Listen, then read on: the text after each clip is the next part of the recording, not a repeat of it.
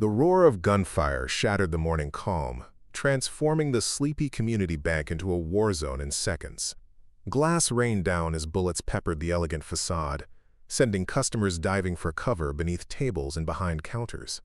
But in the chaos, one figure remained eerily still. Megan Rivera stood behind her teller window, her expression shifting from professional courtesy to something darker, more focused, a look that had no place in a small-town financial institution. Before we jump back in, tell us where you're tuning in from, and if this story touches you, make sure you're subscribed, because tomorrow, I've saved something extra special for you. The bank's security doors slammed shut with pneumatic finality as the automatic lockdown engaged. 3 men in tactical gear materialized through the front entrance, their movements crisp and synchronized. Their faces obscured by balaclavas, they moved with the practiced efficiency of professionals who had rehearsed this scenario countless times. The lead assailant fired 2 shots into the ceiling, sending plaster dust cascading down like toxic snow. "Everyone on the floor!" he commanded, his voice amplified through a tactical voice modulator. "This is a robbery. Comply, and no one gets hurt." Screams erupted across the marble-floored lobby as customers and employees alike dropped to their knees. All except Megan, who remained standing, her hands visible on the counter, her gaze calculating as she tracked each assailant's position. At 28, she had spent 6 years as a teller at First Community Bank of Lakeside. Her colleagues knew her as efficient, friendly, and unremarkable, someone who brought homemade cookies to staff meetings and never missed a day of work. What they didn't know was that before becoming Megan the bank teller, she had been Staff Sergeant Rivera, Air Force Combat Controller, one of the handful of women who had completed the grueling 2-year training program to join the most elite special operations forces in the military. Her expertise in battlefield communications, air traffic control, and precision airstrikes had been deployed in theaters across the Middle East. Her combat skills had been honed through firefights in terrain far more hostile than a bank lobby. "You, teller, on the ground now!" The second gunman swung his weapon toward Megan, the barrel of his modified AR-15 settling squarely on her chest. "Of course," Megan replied, her voice steady as her mind calculated angles, distances, and probabilities. "I'm complying." She began to lower herself, movements deliberate, watching as the lead robber directed the third man toward the vault. The security guard, a retired police officer in his 60s, lay unconscious near the entrance, blood seeping from a wound on his temple. 8 civilians total, Megan noted. 2 elderly couples, a young mother with a toddler, and 2 businessmen. Plus 5 bank employees, including herself, all potential casualties if this situation escalated. The robbers were armed with military-grade weapons, tactical gear, and communication systems that suggested this was far from an ordinary bank heist. As her knees touched the cold marble floor, Megan's training took over. Every special operations mission began with assessment, evaluate the threat, identify assets, establish priorities, and develop a plan. The primary threat was clear: 3 armed men willing to use violence. The assets were less obvious but present: her combat training, the bank's layout which she knew intimately, and the predictable protocols the robbers would follow. The lead robber was now speaking rapidly into a communication device. "Eagle 1 to base. We're in, and proceeding to primary objective. Security measures as expected. Timeline on schedule." This wasn't just a robbery, Megan realized. The military terminology, the precision of their movements, these men had specialized training, and they were after something specific, something beyond the cash, in the tellers, drawers, or even the modest holdings in the bank's vault. The second gunman, the one monitoring the lobby, kept his weapon trained on the hostages while scanning the environment with professional vigilance. "Check the employees for keycards," he instructed the lead robber. "According to intel, we need B-level access for the security room." Megan processed this information as the lead robber methodically moved through the prone bank employees, collecting identification badges. B-level access was restricted to management and security personnel. The bank's basement housed not just the main vault, but a secure server room that maintained records for several government contractors in the region. "You," the lead robber said, standing over Megan. "ID badge." Megan kept her eyes downcast, adopting the posture of fear that the situation warranted. "Front pocket of my blazer," she said, her voice trembling convincingly. As he leaned down to retrieve her ID, Megan noted every detail of his equipment. Russian-made Kalashnikov variant, modified with Western accessories. Body armor, visible beneath his tactical vest. Serpa holster on his right hip holding what appeared to be a Glock 19. Radio equipment, suggesting coordination with team members outside the bank. Megan Rivera, teller-level access. He read from her badge, useless. He tossed her ID aside and moved to the next employee. Preparing and narrating this story took us a lot of time, so if you are enjoying it, subscribe to our channel. It means a lot to us. Now back to the story. The young mother across the lobby was struggling to keep her toddler quiet, the child's frightened whimpers growing louder with each passing moment. The second gunman turned toward them, his posture stiffening in a way that triggered alarm bells in Megan's tactical assessment. Crying children complicated hostage scenarios. Some hostage-takers reacted with unexpected compassion. Others saw noise as a threat to be eliminated. "Shut that kid up," the gunman growled, taking a menacing step toward the mother. The mother clutched her child tighter, her face pale with terror. "Please," she whispered. "He's just scared." The gunman raised his weapon slightly. "I said silence it. Now." It was the moment Megan had been waiting for. A split in attention, a predictable escalation that she could exploit. But moving too soon would endanger everyone in the room. She needed a distraction, something to divide their focus further. As if the universe itself were providing tactical support, the bank's landline phone began to ring. The shrill sound cut through the tension, causing the lead robber to curse under his breath. "Right on schedule," he muttered. "Law enforcement establishing contact." He nodded to the third man, who had returned from his preliminary vault assessment. "Take the call. Stick to the script. We need 8 more minutes." 8 minutes. Megan filed away this critical piece of intelligence as the third robber moved to the customer service desk and picked up the phone. Whatever their objective was, they believed they could achieve it in under 10 minutes, likely targeting something specific in the server room that would require minimal extraction time once accessed. "This is the Liberation Front." The third robber spoke into the phone, his voice emotionless. "We have 14 hostages. Our demands are simple. No police within 2 blocks of the building, a clear exit corridor, and a helicopter at the community college athletic field." He paused, listening. "You have 20 minutes to comply before we start executing hostages." Standard diversionary tactics, Megan recognized. The demands were a smokescreen, designed to focus law enforcement attention on hostage negotiation while their actual operation proceeded. These were not common bank robbers. They were executing a military-style mission with specific intelligence objectives. The young mother's child had begun crying more intensely now, his frightened wails echoing off the marble walls of the lobby. The second gunman turned again, his body language radiating dangerous irritation. "Last warning," he said, his voice dropping to a threatening register that Megan recognized from combat situations, the tone men used just before they pulled a trigger.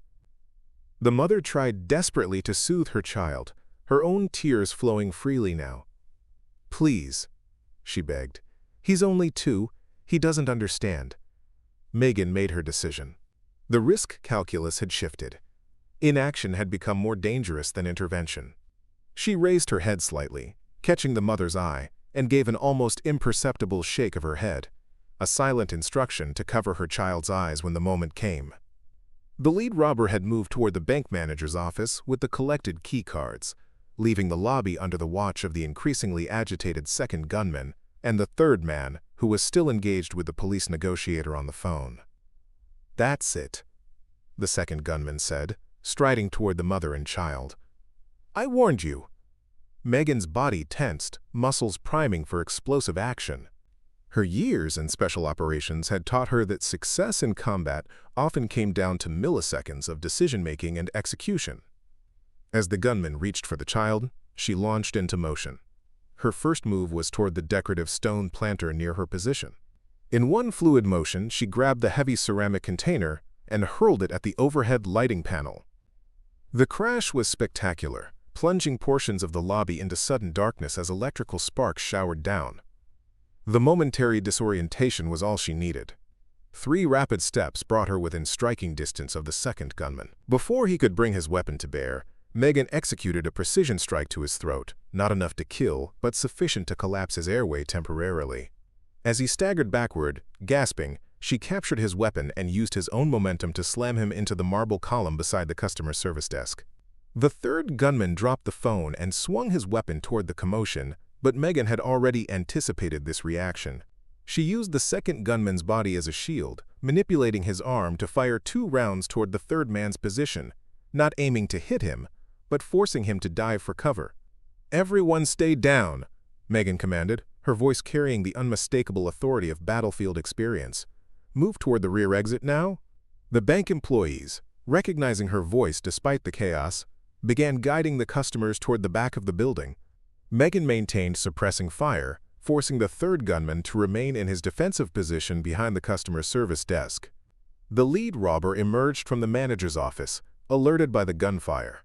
He assessed the situation with the cold calculation of a trained operative, immediately identifying Megan as the threat, rather than wasting time questioning how a bank teller had overtaken his teammate. "Jackal," he spoke into his communication device. "We have a situation.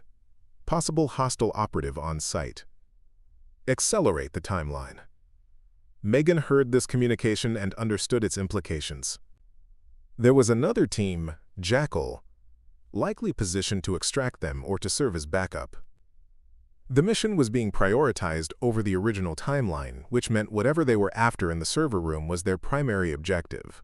The lead robber fired a calculated burst in Megan's direction, forcing her to reposition behind the teller counter. The exchange of gunfire was precise and professional, 2 combatants recognizing each other's training and capabilities. "Who are you?" he called out, his voice carrying no emotion, just professional curiosity. "Just a bank teller having a really bad day," Megan replied, using the momentary dialogue to assess her tactical options. The second gunman was still incapacitated, and the third was pinned down, but still armed. The lead operator was her primary threat. He moved with the distinctive efficiency of Special Forces training. "You move like military," he observed, advancing methodically toward her position. "American? British?" Megan didn't bother responding. Instead, she used the reflective surface of a decorative mirror behind the teller station to track his movement. When he committed to his approach angle, she fired a single shot through the thin drywall separating the teller stations, not where he was, but where he would be in his next logical movement. The sharp grunt of pain told her the round had found its target, likely a non-lethal hit to the extremities based on the angle. She used the momentary advantage to vault over the counter, weapon ready as she landed in a balanced combat stance. The lead robber had indeed been hit, a through-and-through wound to his left shoulder that leaked dark blood down his tactical vest. But he remained combat effective, his weapon trained steadily on Megan's position. They faced each other across the marble expanse of the lobby, 2 professionals recognizing the lethal capability in each other's eyes. "Staff Sergeant Megan Rivera, Air Force Combat Controller," he said, a statement rather than a question. "Kandahar, 2018. Operation Phantom Spear."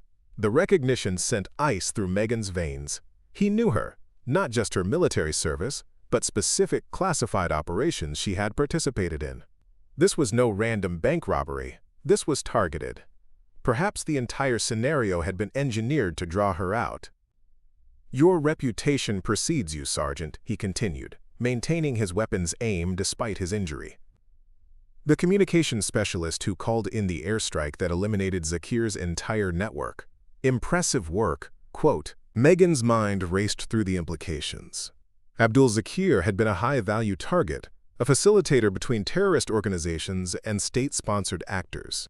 His elimination had disrupted numerous planned attacks against American interests, both abroad and domestically, but the operation had been classified at the highest levels. Only those with specific security clearances should have known about her involvement. "Who are you working for?" she demanded, her weapon unwavering. The lead robber's eyes crinkled slightly, the only visible indication of what might have been a smile beneath his balaclava. Let's just say there are people who remember what happened in Kandahar. People who lost investments, operations, and family because of your actions. The picture was becoming clearer now. This wasn't about robbing a bank. It was about accessing the secure server room that housed data for government contractors, possibly including information about protected identities of former special operators. Megan's presence at this specific bank wasn't coincidental. It was why they had targeted it. "The server room contains personnel files," she stated, watching his reaction carefully. "You're hunting down operators from Phantom Spear. Smart and deadly." "Your file didn't exaggerate," he replied. "But you're only partially correct. We already have the list. What we need is the authentication protocols to access the secured network where your colleagues are currently hiding.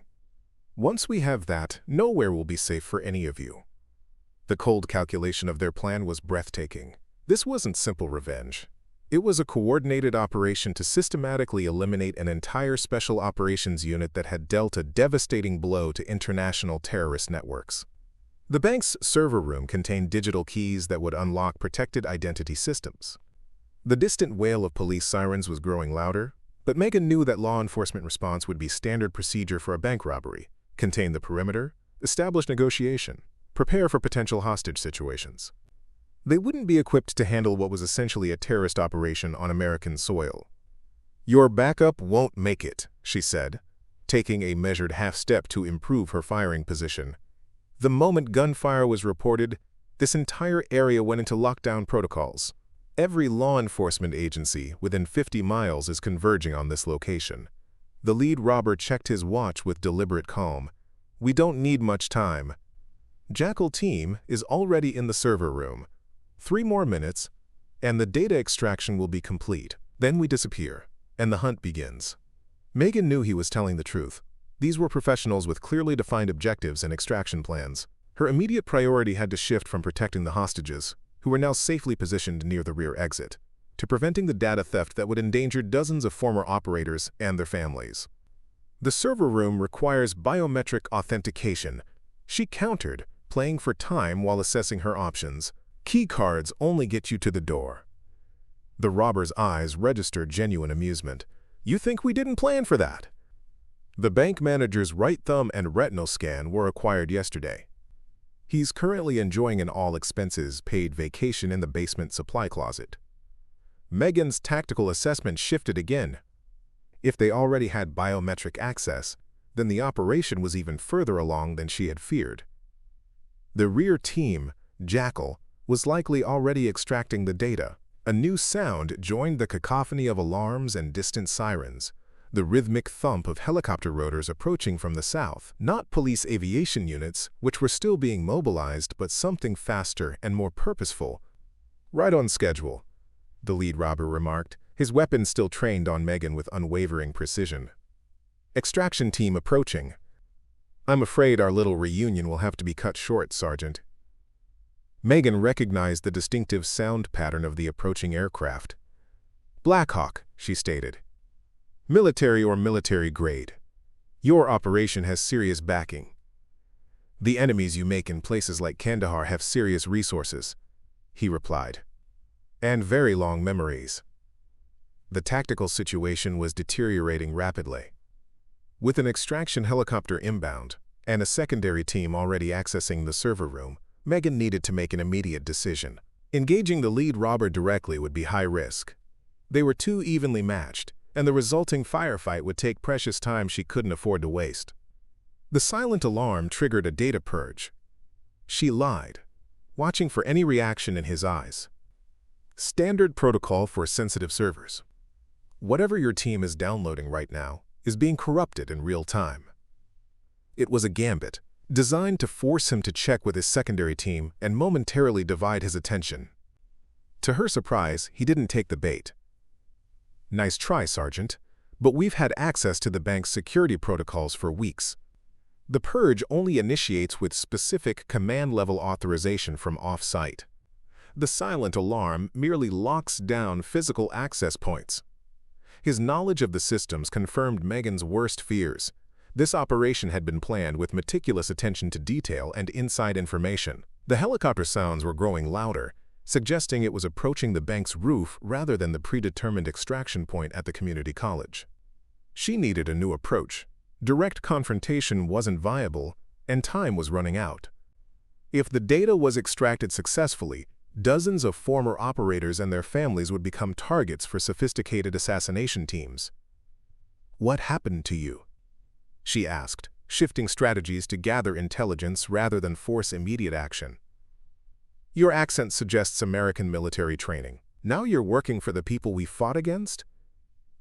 The lead robber adjusted his stance slightly, the first sign of potential fatigue from his shoulder wound. "Let's just say I discovered where the real money is, Sergeant. The war on terror created a lot of wealthy, angry people who pay extremely well for specialized skills. Skills like knowing exactly how to find someone who doesn't want to be found." The helicopter was directly overhead now, its downdraft visible through the lobby's high windows as it disturbed the trees surrounding the bank. Time was running critically short. Megan made her decision, gambling everything on a tactical assessment built from fragments of intelligence and professional intuition. She lowered her weapon slightly, not surrendering, but creating a visual opening that an experienced operative would recognize as a potential opportunity. "So it's just about the money?" she pressed, taking a calculated half-step to her left, adjusting her position relative to the lobby entrance.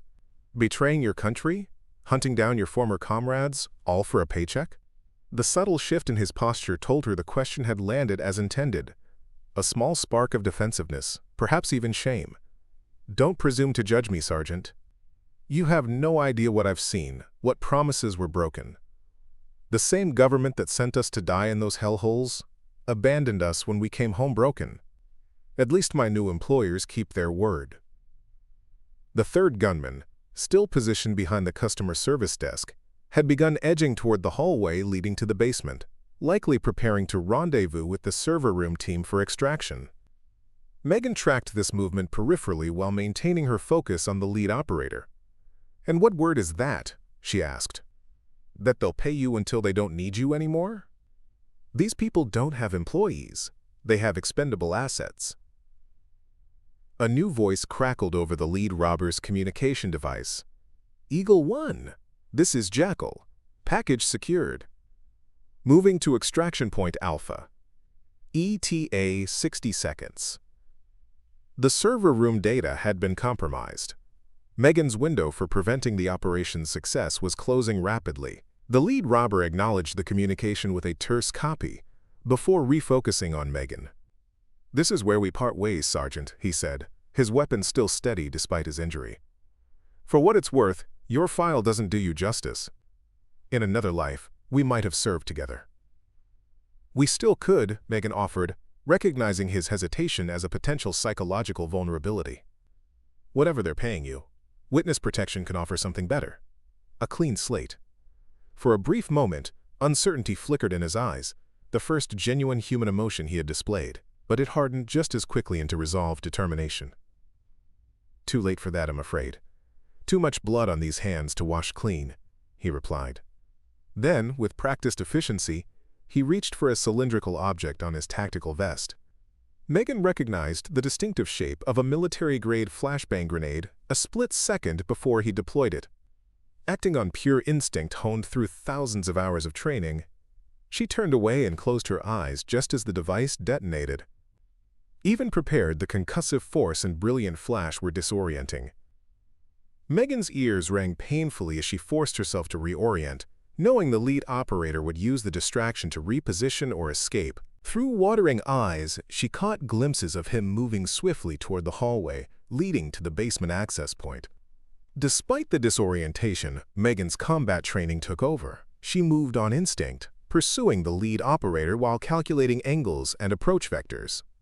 The helicopter overhead had stopped moving, likely having landed on the bank's reinforced roof, the extraction point Alpha referenced in the communication. The hallway leading to the basement was dimly lit, emergency lights providing minimal illumination. Megan advanced cautiously, weapon ready, listening past the residual ringing in her ears for any sound that would betray the operator's position. A shadow moved at the far end of the corridor. The lead operator had reached the stairwell access. Megan took careful aim and fired twice, not to kill but to wound and slow. The first round missed, but the second elicited a grunt of pain as it found its target. "You're persistent, Sergeant," his voice echoed in the narrow hallway. "But you're too late. The data is already being transmitted to our secure servers. By this time tomorrow, your entire unit will be compromised." Megan didn't waste time responding to his taunt. Instead, she focused on the tactical problem before her. The stairwell leading to the basement represented a significant disadvantage, a bottleneck where she would be exposed during descent. But there was an alternative route, one that only bank employees would know. She backed away from the stairwell entrance and moved swiftly down an adjacent corridor, accessing a service elevator normally used for cash transport between floors. The keycard she'd kept concealed in her sleeve, part of her daily equipment as a teller, granted her access to this alternate route. As the service elevator descended silently, Megan checked the captured weapons magazine, 7 rounds remaining, plus 1 in the chamber. Limited ammunition meant every shot would have to count. She also assessed her injuries, minor contusions from the flashbang's concussive force, temporary hearing impairment in her left ear, but nothing that would significantly impact combat performance. The basement level housed not only the main vault, but also the secure server room, a reinforced chamber where digital assets were maintained with the same care as physical currency.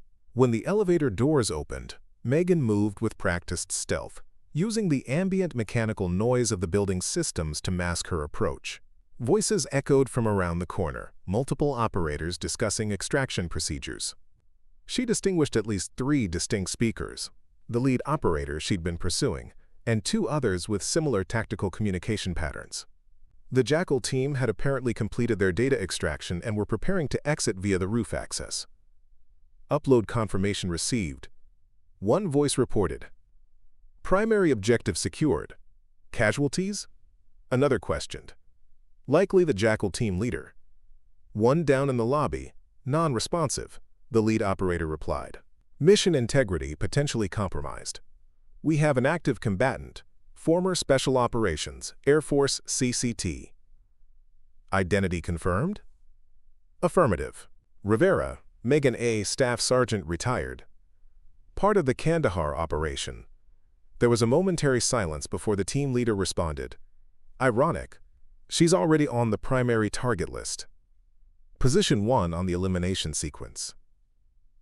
The cold calculation in those words sent a chill through Megan that had nothing to do with the basement's temperature. Position 1, highest priority target. The data they'd stolen contained not just identities, but prioritized elimination orders for her entire former unit. And somehow, she had been designated as their first objective. "Extraction in 90 seconds. The team leader continued. "We move as a unit to the roof access point. Secure the package and prepare for immediate departure." Megan assessed her options rapidly. Direct confrontation against 3 or more trained operators with limited ammunition was tactically unsound. But allowing them to escape with the data meant sentencing her former teammates to death. She needed to neutralize both the operators and the stolen data simultaneously. The basement layout provided a potential solution. Adjacent to the server room was the main electrical control center for the building, where emergency power systems and the primary junction box were housed. In her 6 years at the bank, Megan had familiarized herself with every aspect of the facility's infrastructure, not out of professional necessity, but from the ingrained habit of a combat controller always mapping escape routes and tactical advantages. She moved silently toward the electrical room, her decision made. If she couldn't prevent the data from leaving the building, she could still render it unusable. The room was unlocked. Building code required accessibility for emergency personnel. Inside, Megan located the main breaker panel and, more importantly, the fire suppression control system. Modern server rooms utilized specialized fire suppression technology. Not water, which would destroy electronics, but chemical systems designed to remove oxygen from the environment without damaging digital equipment. However, these systems had a critical vulnerability. The electromagnetic pulse generated by a powerful electrical surge could corrupt data even as it was being transmitted. If she could create such a surge while simultaneously triggering the fire suppression system, she might corrupt the data package before it completed uploading to their external servers. The risk was substantial, not just from the operators who would certainly detect her interference, but from the potential danger of manipulating high-voltage electrical systems. A mistake could result in electrocution, or, at minimum, alert the operators to her position before she could complete the sabotage. Megan removed the panel covering the main junction box and quickly identified the relevant circuits. The server room operated on a dedicated power supply with backup systems. She would need to bypass the safety features to create the necessary surge. Using tools from a maintenance kit mounted on the wall, she began rerouting connections with practiced efficiency. Her enhanced hearing caught movement in the corridor outside. The operators were on the move. Time was running critically short. She completed the final connection and positioned herself beside the door, weapon ready. Footsteps approached, 3 sets, moving with tactical precision. They would pass the electrical room on their way to the roof access stairwell. Megan took a deep breath, centered herself as she had done countless times in combat situations, and waited for the precise moment. As the operators drew parallel to the door, she triggered both systems simultaneously, overloading the server room's power supply while activating the emergency fire suppression system. The effect was immediate and dramatic. Alarms blared throughout the basement level as emergency lights flashed. The chemical fire suppression system deployed with a loud hissing sound, and the sudden power surge caused a cascade of electrical failures across multiple systems. Through the open door, Megan caught a glimpse of the operators' reaction, a moment of professional confusion as they assessed this new development. The team leader was clutching a hardened tactical laptop, likely containing the stolen data. His expression shifted from confusion to understanding as he realized what was happening. "Server room compromise," he shouted above the alarms. "Data integrity failing. We need to extract now." Megan seized the momentary chaos to make her move. She fired 2 precise shots, not at the operators themselves, but at the hardened laptop. One round struck the device directly, shattering its screen and likely damaging the internal components. The second shot went wide as the team leader twisted away with combat-honed reflexes. The operators returned fire immediately, their training evident in the controlled bursts that forced Megan back into the electrical room. Bullets splintered the door frame and embedded in the far wall as she took cover behind a heavy equipment cabinet. "Rivera!" the lead operator called out, his voice carrying over the cacophony of alarms. "You're only delaying the inevitable. We have redundant systems." "The data is already secure." Megan didn't respond. Instead, she assessed her tactical situation with cold precision. 3 operators, all armed and combat-trained, versus her single weapon with limited ammunition. Direct confrontation would be suicidal, but she had achieved her primary objective, disrupting the data transfer and damaging their storage medium. The building's systems were in chaos. Emergency protocols had activated throughout the structure, and Megan knew that law enforcement would now be implementing full tactical response procedures rather than standard hostage negotiation. Time was now on her side. A new sound joined the symphony of alarms, the rhythmic thump of the helicopter's rotors changing pitch. The extraction team was preparing for immediate departure, unwilling to risk further delays with police tactical units, surely minutes from breaching the building. "Abort ground extraction," she heard the team leader order. "All units proceed to roof access point immediately. 90 seconds to departure." Megan made her decision. Rather than pursuing the operators directly, she moved deeper into the electrical room, accessing the maintenance shaft that connected to the building's ventilation system. In her years at the bank, she had mentally mapped these alternative routes, a habit from her military days that had seemed paranoid but now proved prescient. The narrow shaft required her to abandon the captured rifle, but she retained a sidearm taken from the incapacitated operator in the lobby. Moving with the silent efficiency that had made her an exceptional combat controller, she navigated the building's mechanical spaces, ascending toward the roof through service access ways unknown to the operators. The helicopter's rotor sound grew louder as she approached the roof level.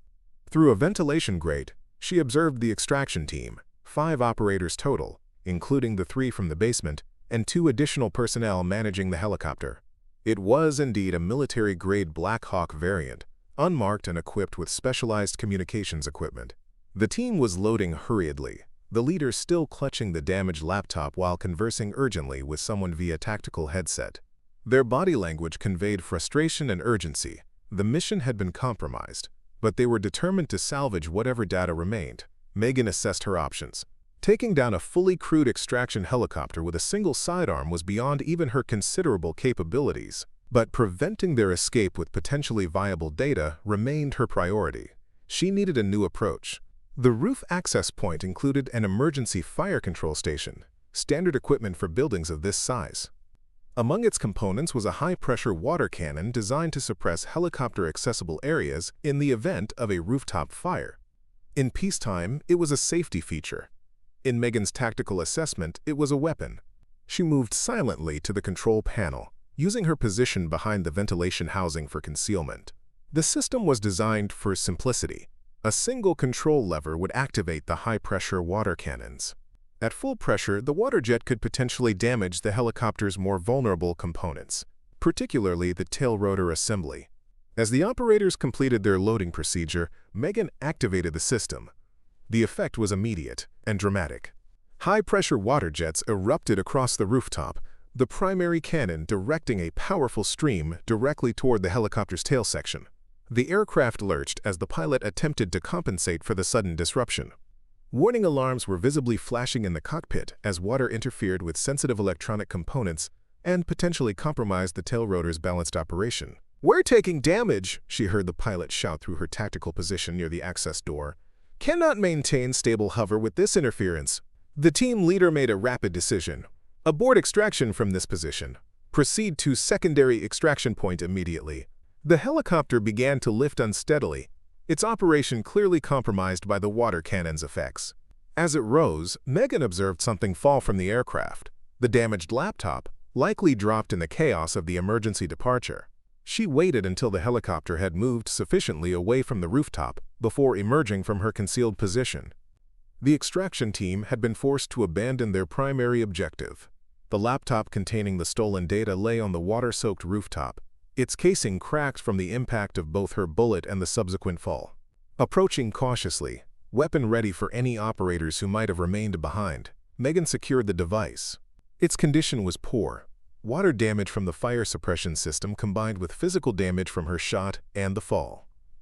Whatever data it contained was likely corrupted, but she couldn't be certain without specialized analysis. The sound of tactical teams breaching the building reached her ears. Law enforcement had finally established perimeter control and was executing their assault plan. Within minutes, they would reach the roof and secure both her and the damaged laptop. Megan took a moment to center herself, allowing the combat focus that had driven her actions to subside gradually. The adrenaline come-down would be severe. It always was after intense engagement. But years of training had taught her how to manage the physiological aftermath of combat.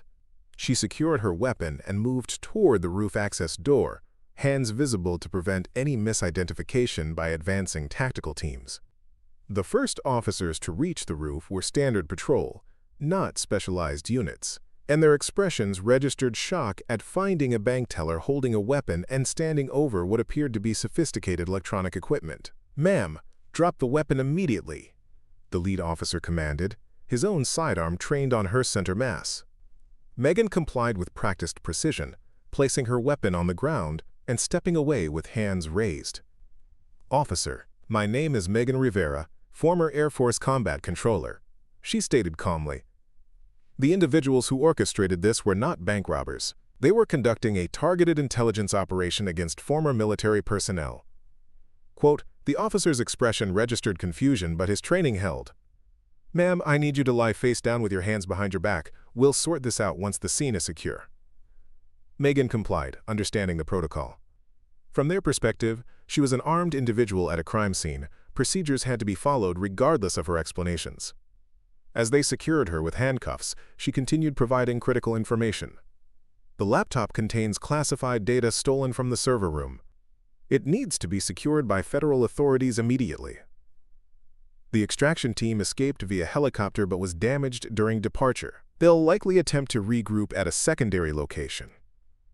The officers exchanged glances, clearly unprepared for this level of complexity in what they had believed to be a straightforward bank robbery response.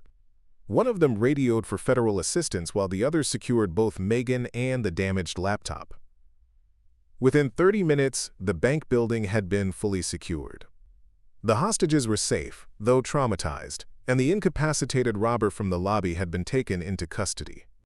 Megan, still handcuffed but now seated in a bank office rather than lying on the roof, waited for the inevitable federal response.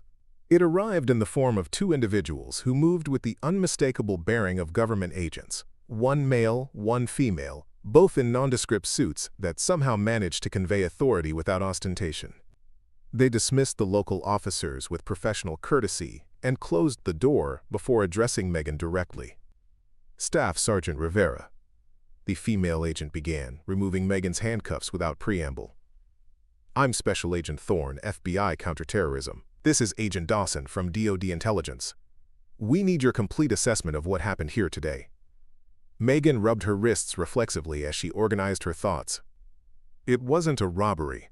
It was a targeted intelligence operation focused on acquiring data about former Special Operations personnel, specifically those involved in Operation Phantom Spear in Kandahar.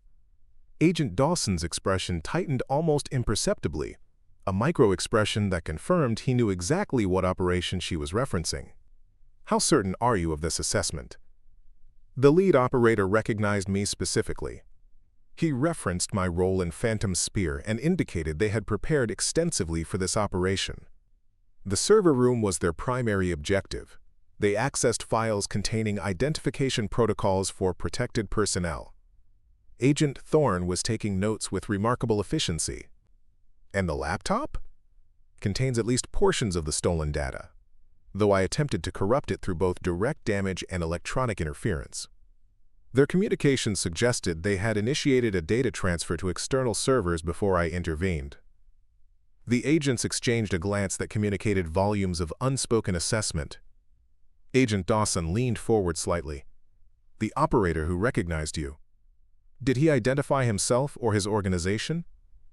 Megan shook her head. "Not explicitly. But his tactical communication, equipment, and operational procedures suggested American military training. He implied he was working for interests connected to targets eliminated during Phantom Spear." "A mercenary," Agent Thorne stated flatly. "Former Special Operations personnel selling their skills to hostile foreign interests." "That would be my assessment," Megan confirmed. "He specifically mentioned wealthy, angry people created by American military operations." Agent Dawson's expression had grown increasingly grave. "Sergeant Rivera, what you've described represents a significant national security threat. If former operators are targeting their colleagues on behalf of foreign interests, we need to implement protective measures immediately. I believe that's why they targeted this specific bank," Megan continued. The server room contained authentication protocols for the secure network used by former operators in protected status. With those protocols, they could potentially bypass security measures and locate individuals who have otherwise disappeared from official records. Agent Thorne closed her notebook with a decisive movement. "Sergeant, we'll need you to accompany us to a secure facility for further debriefing. Your former colleagues may be in immediate danger, and your insights will be critical to implementing effective countermeasures." Megan nodded her agreement, but raised a practical concern. "My current identity, my life here, it's been compromised. The operators knew exactly who I was and where to find me." "We've already initiated protective protocols," Agent Dawson assured her. "Your residence is being secured, and we'll implement a full identity transition once the immediate threat assessment is complete." The reality of those words settled heavily on Megan's shoulders.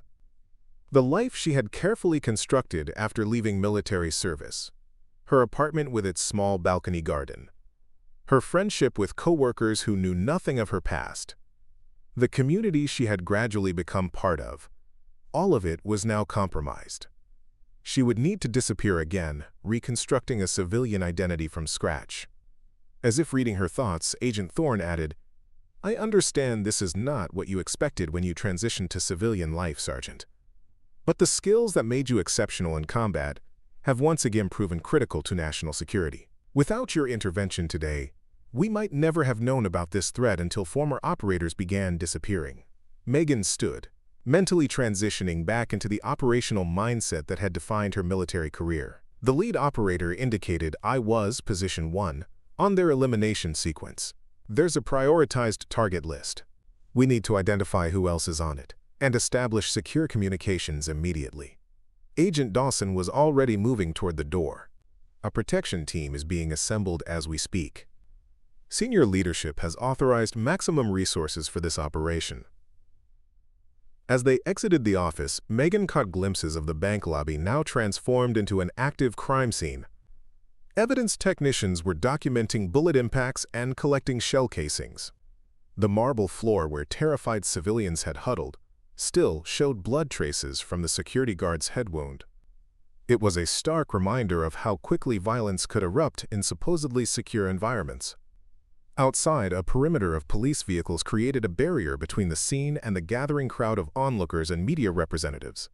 A nondescript black SUV with government plates waited at the service entrance, its engine running and 2 additional agents visibly providing security.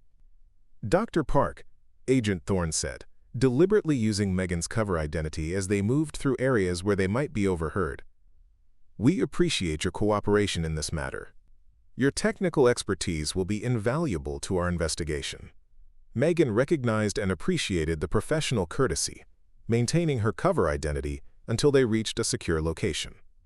As they approached the vehicle, she performed one final scan of the surroundings, an ingrained habit from years of operating in hostile environments.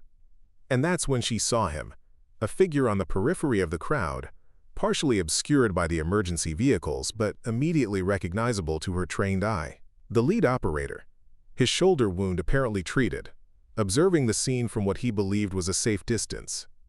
Their eyes met briefly across the chaotic tableau of police, media, and civilians. His expression registered surprise, followed by grim acknowledgement before he melted away into the crowd. "Agent Thorne," Megan said quietly as they reached the vehicle. "The lead operator is on scene, north perimeter, civilian clothes, baseball cap, approximately 200 meters from our position. He's conducting surveillance." Without obvious reaction, Agent Thorne touched her earpiece and murmured a series of code words that instantly mobilized several plainclothes personnel in the vicinity. They moved with casual precision toward the area Megan had indicated, but Megan already knew they would find nothing. An operator of his caliber wouldn't linger once his position was compromised. As the SUV pulled away from the scene, Megan reflected on the implications of his presence. The operation wasn't over. It had merely entered a new phase. The bank attack had been just the opening move in what promised to be a complex and deadly game between equally matched opponents. "He wanted me to see him," she said as they cleared the police perimeter. "It was a message." Agent Dawson turned slightly in the front passenger seat. "What kind of message?" Megan met his gaze steadily. "That this isn't over. That the target list still exists. And that I'm still at the top of it." The SUV accelerated onto the highway, heading toward whatever secure facility the agents had designated for debriefing. Megan Rivera, who had believed her combat days were behind her, found herself once again operational, not in the distant battlefields of Afghanistan, but in the supposedly safe streets of American suburbia. The war had followed her home. The secure facility turned out to be a converted warehouse on the outskirts of the city, nondescript from the outside, but extensively modified within. As Megan was escorted through multiple security checkpoints, she noted the sophisticated surveillance systems and armed personnel stationed at strategic positions. This was no ordinary government building, but a dedicated operational center, established for specific, time-sensitive missions. The central area housed what appeared to be a fully functional tactical operations center. Multiple workstations with encrypted communications equipment, large display screens showing various data feeds, and personnel moving with the focused efficiency of experienced intelligence professionals. "Welcome to Safe House Bravo," Agent Dawson explained as they entered the main operations floor. "Established 72 hours ago when we received initial intelligence suggesting a potential threat to former operators." Megan processed this information with a soldier's analytical detachment. "You knew something was coming." "We had fragments," Agent Thorne acknowledged. "Chatter on monitored channels, unusual movement patterns from known hostile actors, financial transactions that suggested preparation for a major operation, but nothing concrete enough to justify alerting potential targets and potentially creating panic." "Until now," a new voice added. Megan turned to find herself facing a man whose presence immediately commanded attention. He wore no uniform or visible insignia, but his bearing and the subtle deference shown by the agents identified him as senior leadership. Director Collins, Defense Intelligence Agency. He introduced himself, extending a hand. "Your actions today potentially saved dozens of lives, Sergeant Rivera." Megan shook his hand, noting the firm grip and direct eye contact of someone accustomed to crisis management. "Sir, with respect, dozens of lives are still at risk. The operators who targeted me had specific intelligence about Operation Phantom Spear, including a prioritized elimination list. We're already implementing countermeasures," Director Collins assured her, gesturing toward the bustling operations center. "Every former operator associated with Phantom Spear has been moved to elevated threat status. Protective details are being deployed, and we're establishing secure communications with personnel in deep cover." He guided them toward a conference room adjacent to the main floor. Inside, wall-mounted screens displayed maps, personnel files, and data visualizations depicting what appeared to be global movement patterns. A team of analysts worked at dedicated stations, processing incoming intelligence with practiced efficiency. "What we need from you now," Director Collins continued, once the door had closed behind them, "is every detail about your encounter with these operators. Their tactics, equipment, communication patterns, anything that might help us identify who they're working for, and how they obtained classified information about Phantom Spear." Megan took a seat at the conference table, organizing her thoughts with military precision. The team leader was American-trained, likely special operations background based on his movement patterns and tactical communication. His team operated with exceptional discipline, synchronized movements, minimal verbal communication, precise fire control even under pressure. She paused, recalling specific details from the encounter. Their equipment was high-end but mixed, primarily Western tactical gear with some Eastern European weapons modifications. The team leader carried a Kalashnikov variant with Western accessories. Their comms appeared to be encrypted mesh network rather than standard radio, no central point of failure. Director Collins nodded appreciatively at her detailed observation. "And their operational knowledge? What specifically did they know about Phantom Spear?" "They knew my call sign, my role in the operation, and specifically referenced the elimination of Abdul Zakir's network." The team leader implied that individuals connected to Zakir were financing the current operation. His exact words were, "People who lost investments, operations, and family, due to my actions in Kandahar."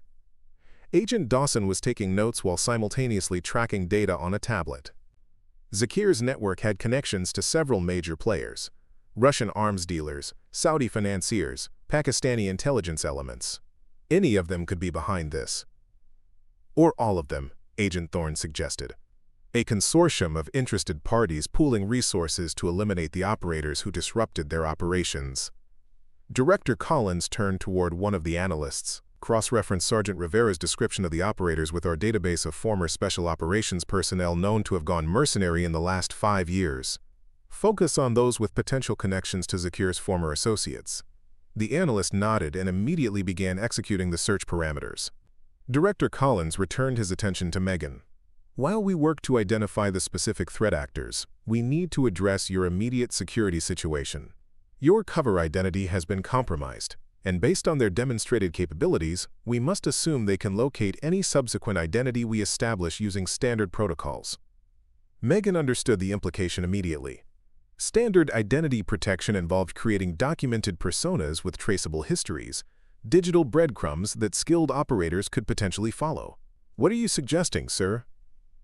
"We're activating Ghost Protocol," he replied, his expression conveying the gravity of this decision. "Complete disconnection from all digital systems, new identity with no electronic footprint, relocation to a site known only to individuals with Omega-level clearance." Ghost Protocol was something Megan had heard referenced during her military service, but had never seen implemented, a protection measure so extreme that it effectively erased an individual from all systems of record. It was typically reserved for high-value intelligence assets facing imminent threat of assassination. "With respect, sir, that would take me out of the fight," Megan objected. "These operators are targeting my former unit. I can't simply disappear while they hunt down my colleagues." Director Collins studied her for a moment, his expression suggesting he had anticipated this response. "I understand your concern, Sergeant, but consider this from a tactical perspective. The operators have prioritized you as their first target. By remaining visible, even in a protected status, you become a focus point for their attention." Agent Thorne picked up the thread. "If they're expending resources tracking you, that potentially diverts attention from secondary targets. We can use that to our advantage. Establish you as a protected decoy while we secure other vulnerable operators." The strategy was sound from an operational standpoint, but it placed Megan in the crosshairs of highly trained killers. Yet, this was precisely why she had joined Special Operations, to stand between threats and those who couldn't protect themselves. "I'll do it," she said firmly, "but I need to be operational, not just protected. If these operators are as good as they demonstrated today, standard protective details won't be sufficient. You need someone who can anticipate their tactics because they've been trained in the same methodologies." Director Collins exchanged glances with the agents before responding. "What exactly are you proposing, Sergeant?" "A counter-hunter operation," Megan replied without hesitation. "I become visible enough to attract their attention but operational enough to turn their tactics against them. When they move to eliminate me, we capture rather than kill, giving us intelligence on their entire operation." The proposal was bold and unquestionably dangerous. Using oneself as bait for highly trained assassins violated standard protection protocols. But Megan had never been one for standard approaches. It was her unconventional thinking that had made her exceptional as a combat controller. Agent Dawson looked skeptical. The risk assessment on that approach would be off the charts. "These aren't ordinary threats. They're former special operators with access to classified intelligence and significant resources. Which is precisely why conventional protection measures will fail," Megan countered. "They know our playbook. They've trained with the same tactics our protective details will employ. The only way to gain advantage is to operate outside expected parameters." Director Collins appeared to be weighing the proposal carefully. It would require exceptional resources and present significant operational challenges. So did calling in precision airstrikes while under enemy fire in Kandahar. Megan replied evenly. "This is what I was trained for, sir." A tense silence filled the conference room as Director Collins considered the proposal. Finally, he nodded decisively. "Develop the operational parameters. You'll have whatever resources you require, but the final plan will need my personal approval before implementation." "Thank you, sir," Megan acknowledged, already mentally outlining the tactical requirements for what would essentially be a complex counterintelligence operation. "Don't thank me yet, Sergeant," Director Collins replied grimly. "What you're proposing places you directly in the crosshairs of killers who have already demonstrated exceptional capabilities. The statistical probability of success is approximately the same as successfully coordinating multiple air assets during a firefight while pinned down by enemy forces," Megan interrupted respectfully. "I've operated with those odds before, sir." Before the conversation could continue, one of the analysts approached with evident urgency. "Director, we have a preliminary match to Sergeant Rivera's description of the lead operator." The analyst handed Director Collins a tablet displaying a personnel file. His expression tightened as he reviewed the information. "Are we certain of this identification?" "Facial recognition from bank security footage gives us 87% confidence, sir. The tactics and operational profile align with his known methodologies." Director Collins passed the tablet to Megan. The file displayed a military identification photograph alongside operational statistics that few individuals would ever be cleared to view. The face looking back at her was younger, less weathered than the man she'd encountered, but unmistakably the same individual. "Major Thomas Reed," she read aloud. "Delta Force, decorated for actions in multiple theaters. Listed as killed in action 3 years ago during an operation in Syria." "Evidently," Agent Thorne observed dryly, "reports of his death were greatly exaggerated." Megan studied the file with growing concern. Reed's operational history was exceptional, even by special operations standards. Advanced training in every aspect of covert warfare, leadership positions in high-risk missions, and a psychological profile indicating exceptional stress tolerance and tactical adaptability. "He didn't just go mercenary," she observed. "He faked his death and took his skills to the highest bidder. That suggests planning and resources beyond individual capacity. Someone helped him disappear. Someone with significant influence." Director Collins nodded grimly. The official after-action report indicated his body was unrecoverable due to an explosion. Posthumous honors were awarded based on witness testimony from his unit. Were any of those witnesses part of Operation Phantom Spear? Megan asked, a troubling pattern beginning to emerge in her mind. The question sent a ripple of tension through the room. Director Collins directed the analyst to investigate immediately. While they awaited results, Megan continued reviewing Reed's file, noting tactical preferences and operational patterns that might provide insight into his current methodologies. His specialty was infiltration of secured facilities, she noted. Multiple operations involving penetration of hardened targets and extraction of high-value assets or intelligence. The bank operation bears his signature approach: meticulous planning, precise execution, minimal collateral damage. Agent Dawson leaned forward. If he's leading this operation, we're facing someone intimately familiar with our protection protocols and countermeasures. Standard approaches won't be effective. Which supports Sergeant Rivera's proposal, Agent Thorne acknowledged. Conventional protection measures would be anticipated and countered. Quote, the analyst returned with new information displayed on the main screen, a personnel matrix showing operational assignments for Reed's former unit members. Sir, we've identified 3 individuals from Reed's last known unit who subsequently participated in Operation Phantom Spear. All 3 were listed as killed in action during separate incidents over the past 18 months. Were bodies recovered? Director Collins asked, though his expression suggested he already anticipated the answer. Negative, sir. All 3 were classified as unrecoverable under combat conditions. A cold silence descended on the conference room as the implications became clear. The pattern wasn't coincidental.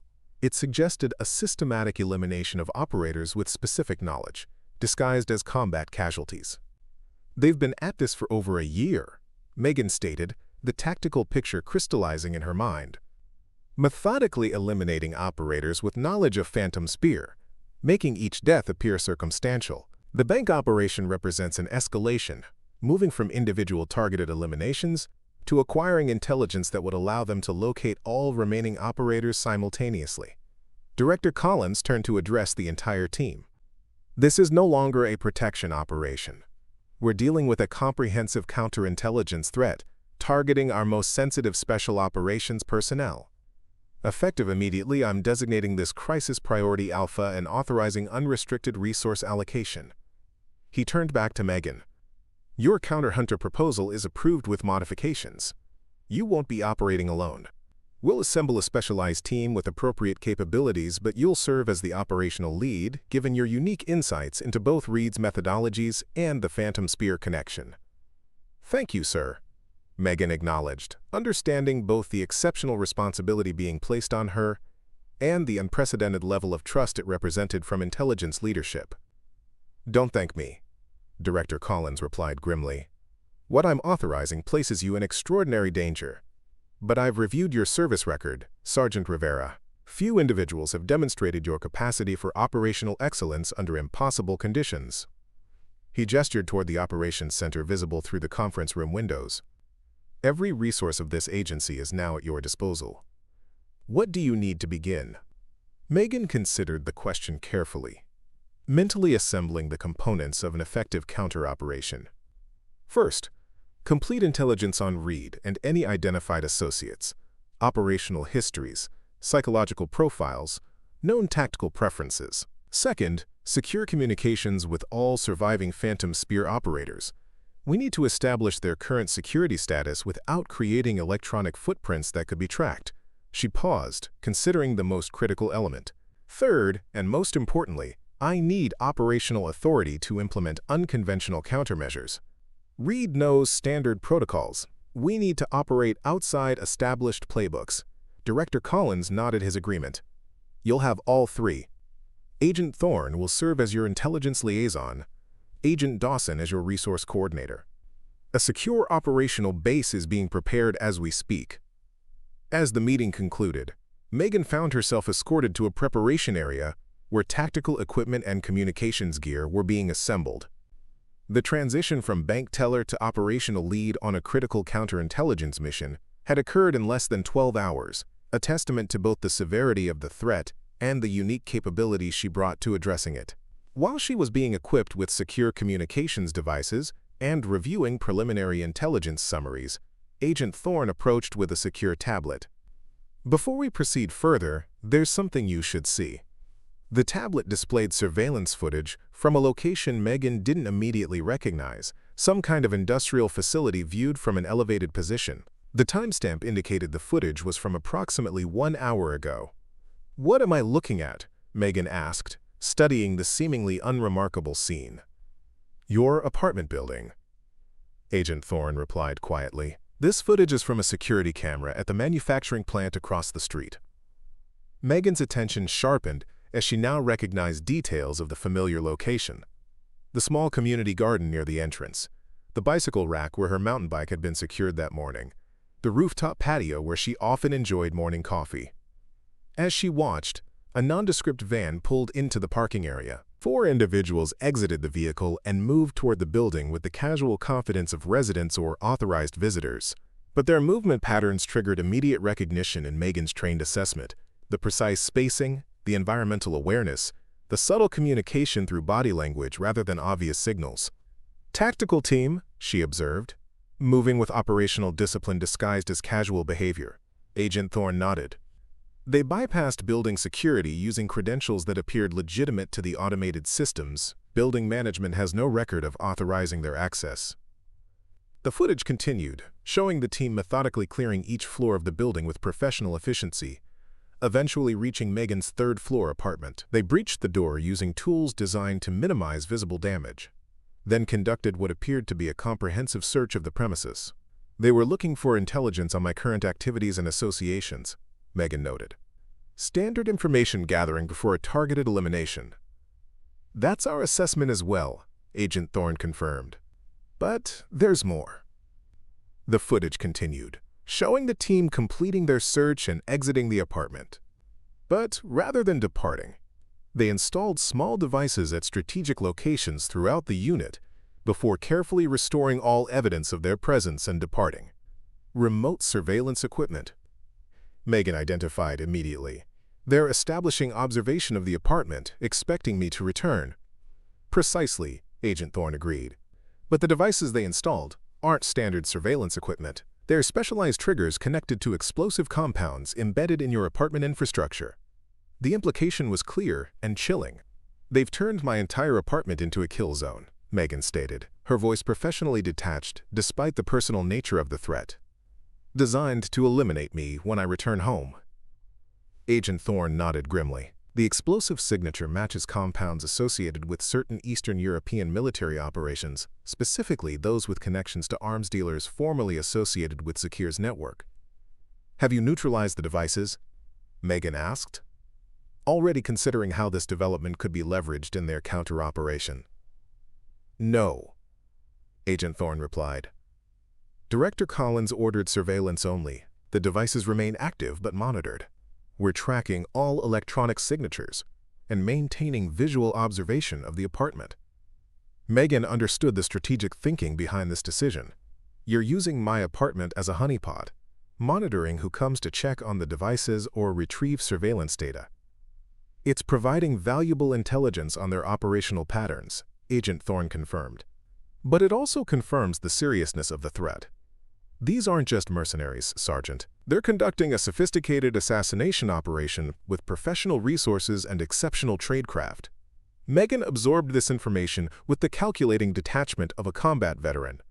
The personal violation of having her private space invaded and weaponized against her was secondary to the tactical implications. Reed and his team were demonstrating capabilities consistent with state-sponsored operations rather than mere mercenary activity. "This changes our operational timeline," she noted. "They're moving faster than anticipated, which suggests external pressure. Someone is pushing them to accelerate the elimination sequence." Agent Thorne agreed. "Intelligence is tracking unusual financial movements associated with known Zakir-affiliated accounts. Significant resources are being deployed, suggesting a coordinated effort rather than an isolated vendetta." As they discussed implications, Agent Dawson approached with additional equipment. "Your secure communications are ready, Sergeant." We've established encrypted channels to the protective details assigned to other Phantom Spear operators. You can communicate directly without creating traceable electronic signatures. Megan accepted the specialized communications device, noting its custom configuration.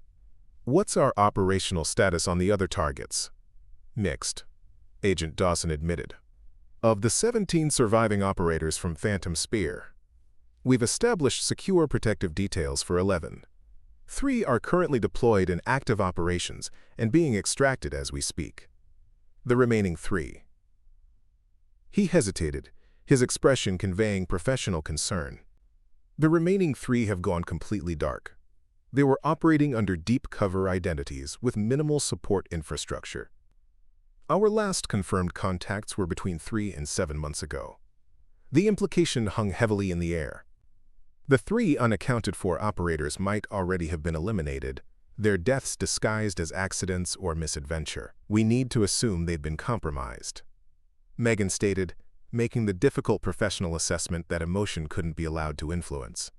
Focus resources on securing those we can confirm are still operational.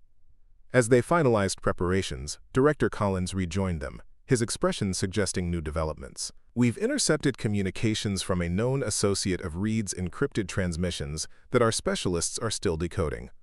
But preliminary analysis suggests they're accelerating their timeline. The bank operations compromise has triggered contingency protocols.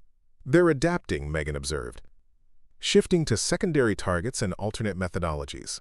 Which means we need to implement your counter-hunter operation immediately, Director Collins confirmed. The operational base is ready. Your team has been assembled. Specialists selected for specific capabilities rather than organizational affiliation. Megan nodded her understanding. This would be a non-standard unit. Individuals chosen for their unique skills rather than their position within intelligence hierarchies. Such teams were rare in peacetime operations but essential when facing adversaries who knew standard organizational structures and protocols. When do we deploy? She asked, already mentally transitioning to full operational status. Immediately, Director Collins replied. Transport is waiting. Your team will brief en route to the operational base. As Megan gathered her equipment and prepared to depart, she caught a glimpse of her reflection in a darkened monitor screen. The woman looking back at her bore little resemblance to the bank teller who had started her day with routine customer transactions. In her place stood a combat operator, focused, determined, and preparing once again to face enemies who threatened those she had sworn to protect. The life she had carefully constructed after leaving military service had been irretrievably shattered, but in its place she found the familiar clarity of purpose that had defined her years in special operations. She was returning to the world of shadows and lethal precision where she had once excelled. Megan Rivera, bank teller, had ceased to exist. In her place stood the operator she had always remained beneath the civilian disguise. And she was prepared to hunt those who had mistakenly believed she would be easy prey. The transport took Megan and her newly assembled team to a location she recognized immediately, despite never having been there, a decommissioned military facility in rural Virginia, its official purpose long since obscured by bureaucratic redesignations and forgotten budget allocations. The kind of place where unofficial operations could be conducted without attracting attention. As they approached via helicopter, she studied the team that had been assembled with remarkable speed, 6 specialists, each selected for specific capabilities that complemented her own. No formal introductions had been made, but their equipment, bearing, and subtle professional mannerisms told her what she needed to know.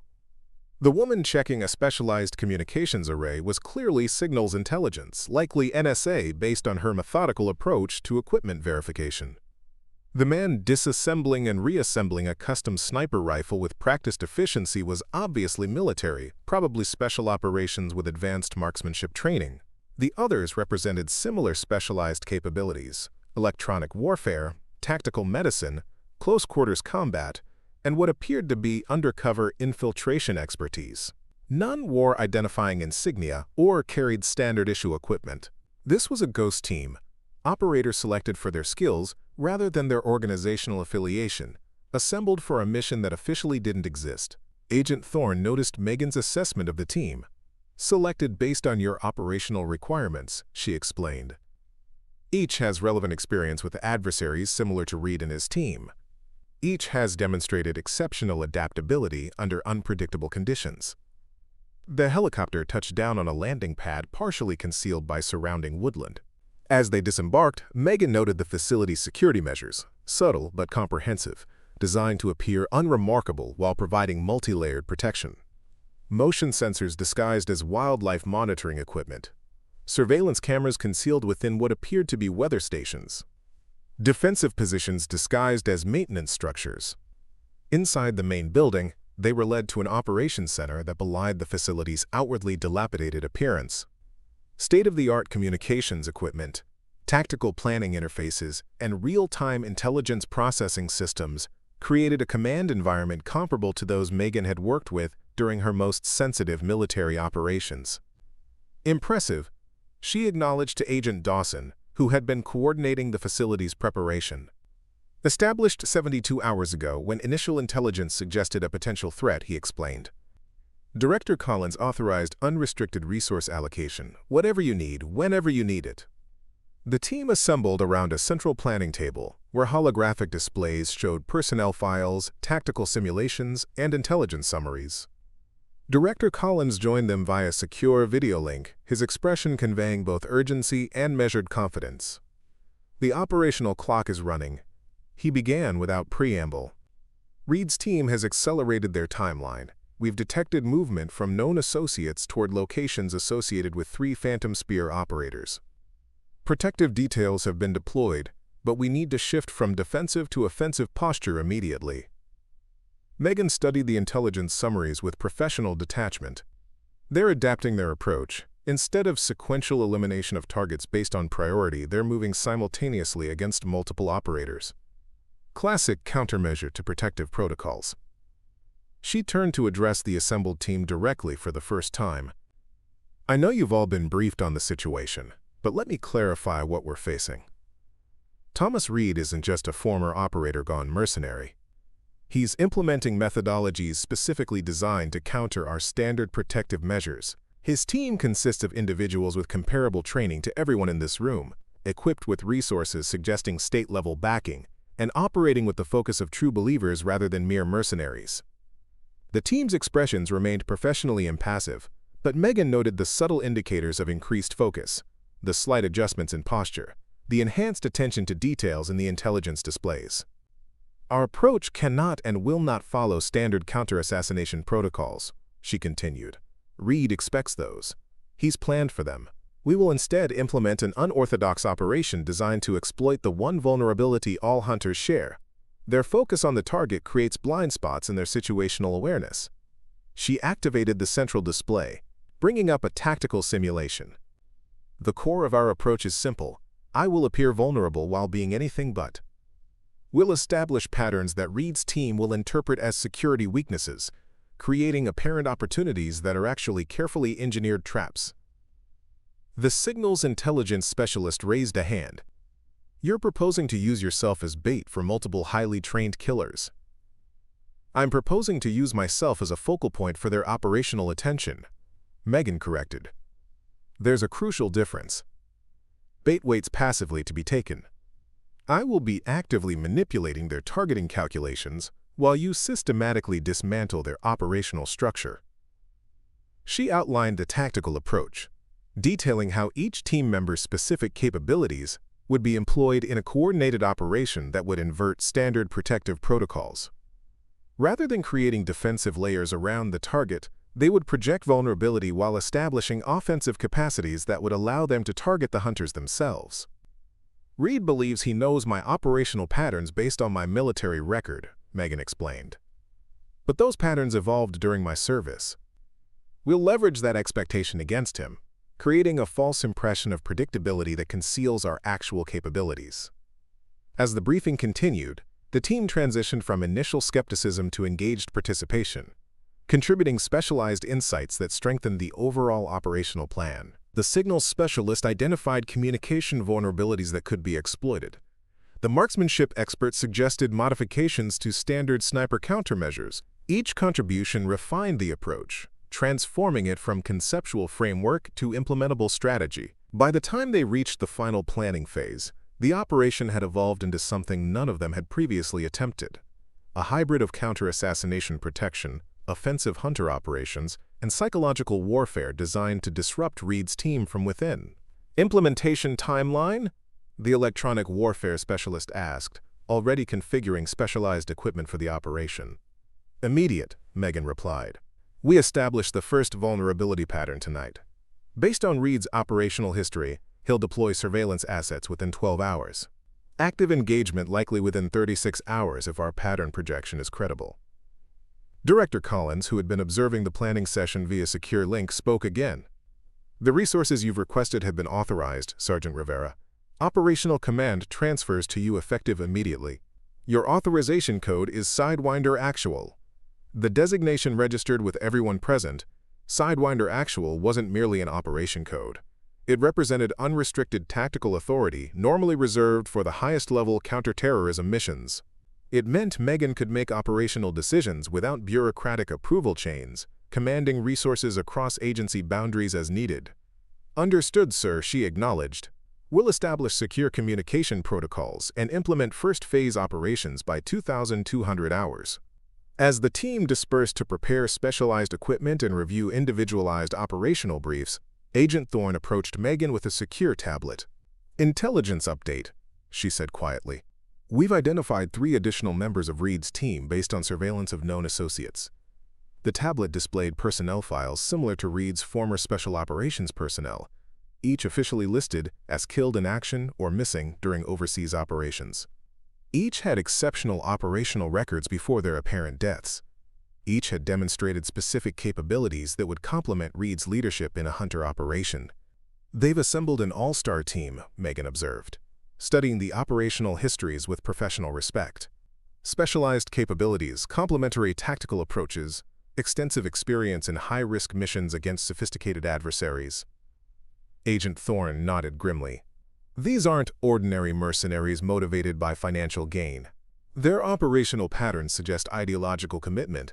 They believe in whatever mission Reed has outlined for them, which makes them more dangerous but also more predictable, Megan noted.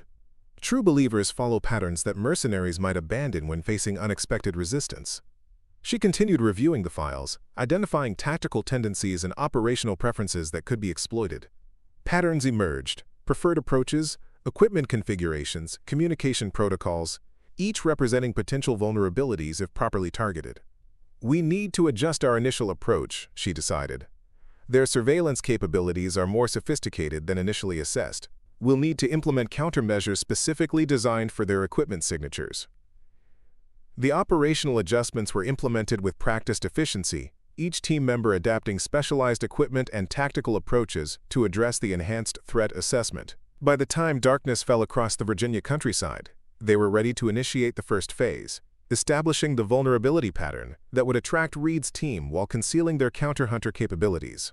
Megan underwent a subtle but comprehensive transformation. Her appearance was modified not with the obvious disguise techniques of covert operations, but with the subtle adjustments that would register as authentic vulnerability to trained observers. Her posture shifted slightly, suggesting diminished situational awareness. Her movement patterns were adjusted to indicate reduced combat readiness. Even her clothing was selected to imply civilian comfort rather than tactical functionality, while actually incorporating advanced protective materials and concealed equipment access points. Remember, she addressed the team during final preparations. Reed's people will be looking for traditional protective details, surveillance vehicles, perimeter security, communications patterns consistent with protected status. We're providing none of those. Instead, we're implementing surveillance that mimics civilian systems, security that appears incidental rather than intentional, and communications that will register as personal rather than operational. The electronic warfare specialist made a final adjustment to Megan's communications equipment, a custom-designed system that would appear vulnerable to sophisticated interception while actually providing enhanced operational security. They'll detect this immediately, he confirmed, but it will register as commercially available equipment rather than military grade. The vulnerability signatures are engineered to attract specific interception methodologies Reed's team has previously employed. As dusk settled over the operational area, Megan prepared to move into position. The target location had been carefully selected, a small apartment in a mixed-use development where she would appear to be establishing temporary residence while recovering from the bank incident. The location offered multiple tactical advantages disguised as ordinary urban features, from sightlines that appeared randomly determined to access points that seemed coincidental rather than strategically positioned. Communication protocols established. The signals specialist confirmed. All team members connected through secure mesh network with redundant channels. Surveillance integration complete. We have full coverage of the operational area through dispersed microsystems disguised as ordinary urban technology. Megan performed a final equipment check, verifying that each specialized tool was functional and properly concealed. Unlike standard operations, where equipment was optimized for immediate access, this mission required hiding capabilities from observational surveillance while maintaining tactical readiness. We're green across all parameters, she confirmed. Initiate Operation Sidewinder Phase 1. The team moved with synchronized precision that belied their diverse organizational backgrounds. Each operator assumed their position within the elaborate counter-surveillance network that would appear non-existent to even sophisticated observation. The electronic warfare systems activated in carefully engineered sequences designed to mimic ordinary urban electronic noise while actually establishing a comprehensive detection grid for any intrusion attempts. Megan entered the apartment with the casual demeanor of someone establishing temporary residence, her movements carefully calibrated to project vulnerability while maintaining combat readiness. The space had been prepared with meticulous attention to detail. Personal items suggesting civilian life. Furnishings arranged to appear random while actually optimizing tactical advantage. And concealed equipment access points disguised as ordinary household features. As she settled into the apparent routine of a civilian recovering from trauma, Megan maintained constant situational awareness through the specialized detection systems integrated throughout the location. Every sound, movement, and electronic signature within a 3-block radius was being monitored and analyzed for patterns consistent with Reed's operational methodologies. Within 6 hours of establishing position, the first indicators appeared. Subtle electronic probes testing security systems, passive surveillance establishing observation points, communication signatures suggesting coordinated team movement in the surrounding area. Contact confirmed, the signals specialist reported through their secure channel. Multiple surveillance platforms establishing coverage patterns consistent with Reed's methodologies. Intercept teams moving into peripheral positions. Estimate 6 operators currently deployed, with additional assets likely in reserve. Patterns? Megan inquired, maintaining her cover behavior without interruption. Classic hunter configuration. Tiered surveillance with redundant systems, multi-angle observation. Electronic penetration attempts focused on communications and security infrastructure. They're thorough, Megan acknowledged. Implement counter-surveillance protocol avalanche. Let them detect our decoy systems while the actual surveillance network remains concealed. The electronic warfare specialist executed the command, activating specialized countermeasures designed to create the impression of amateur security measures being bypassed. Reed's team would believe they were successfully penetrating Megan's defenses, unaware that every action they took was being monitored and analyzed through systems beyond their detection capabilities. They're moving faster than anticipated, Agent Thorne observed from the command center, monitoring the operation through secure channels. Reed is accelerating the timeline. He's under pressure, Megan assessed, recognizing the pattern from her own operational experience. The bank failure has created accountability demands from whoever is financing this operation. He needs to demonstrate progress by eliminating high-value targets quickly. The tactical implications were significant. Reed's accelerated timeline meant increased operational risks, but also enhanced vulnerability to the counter-hunter strategy. Pressured operators made mistakes that careful ones avoided, particularly when they believed they held tactical advantage. Adjust the vulnerability signature. Megan instructed the team. Increase apparent security gaps in the northeast approach corridor. Make it look like we've allocated resources inefficiently, creating an exploitation opportunity. The adjustments were implemented with subtle precision, creating an engineered vulnerability that would appear as a tactical oversight to Reed's surveillance. The apparent security gap was actually a carefully constructed funnel designed to channel approaching operators into pre-established targeting zones for Megan's team. Movement detected, the surveillance specialist reported approximately 3 hours later. two-person advanced team moving toward the engineered vulnerability point. Signature analysis confirms Reed's operational patterns. Megan maintained her cover routine, showing no external indication of tactical awareness. Confirm approach vector and deployment pattern. Classic infiltration methodology. Primary and secondary operators moving in staggered approach with communications discipline and minimal equipment signatures. They're good. Nearly invisible to standard surveillance. But not to ours, Megan noted with professional satisfaction. The specialized systems they deployed were detecting movement patterns that would have bypassed conventional security measures. Maintain observation only. Let them establish their infiltration route fully before we implement countermeasures. Over the next 90 minutes, Reed's advanced team executed a textbook infiltration approach, methodically establishing access to what they believed was Megan's vulnerable security perimeter. Their movements reflected exceptional training and experience, precisely the caliber of operators Megan had expected Reed to deploy. They've established breach positions at access points, Alpha and Charlie, the surveillance specialist reported. Estimated time to physical infiltration attempt, 20 minutes based on current movement patterns. Perfect, Megan responded. Implement Sidewinder Phase 2. The countermeasure activated without visible or electronic signature, a testament to the sophisticated capabilities Megan's team had deployed.